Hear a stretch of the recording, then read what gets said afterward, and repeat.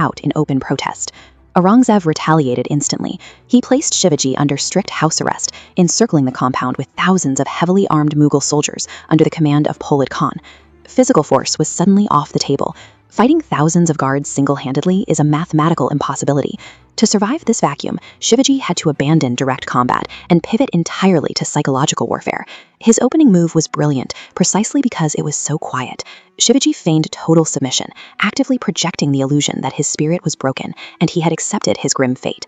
He then began to complain of a severe illness. As part of a highly public recovery effort, he requested permission to send massive bamboo baskets filled with sweets and fruits out to the local fakirs and temples of Agra. Early on, the Mughal guards maintained strict vigilance. For days, they stopped every single heavy basket, meticulously thrusting their spears deep into the fruits and sweets to ensure nothing was hidden inside. These public religious offerings served a strictly tactical purpose. Shivaji was using the deliveries as a mechanism to systematically condition the enemy's behavior over time. He was weaponizing a universal human flaw: boredom. When high security guards perform the exact same repetitive task day after day, their sharp vigilance slowly rots into careless routine. Eventually, the guards stopped thrusting their spears. Then they stopped looking entirely, simply waving the heavy baskets through the gates as an annoying chore. That was the opening. On the evening of August 17, 1666, Shivaji and his young son Sambhaji climbed inside two of those exact sweet baskets. The guards themselves literally carried their highest value prisoners right out the front door.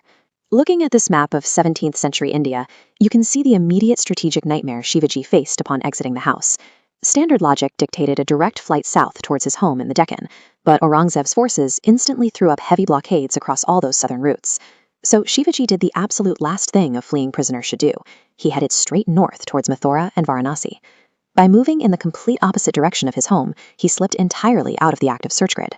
A sword could never have cut through Polad Khan's army, but exploiting human psychology and utilizing geographic misdirection bypassed the guards completely, without spilling a single drop of blood. When Aurangzeb's officers finally looked inside the empty house, a massive shockwave hit the empire. Losing a high-value sovereign from a heavily fortified position was a profound public embarrassment. To survive the open roads, Shivaji disguised himself as a wandering sannyasi. He smeared his face and body with ash, seamlessly melting into the dense, chaotic crowds of northern pilgrims, exactly like the complex riverside environments captured in this historical photograph. Months later, he arrived safely back at Raigad. The successful evasion shattered a powerful political illusion, the deeply held myth that the Mughal military machine was invincible. Brute strength and towering walls could hold a physical body, but they ultimately failed to contain a leader armed with sharp intellect, deep self-respect, and an unyielding vision for his people.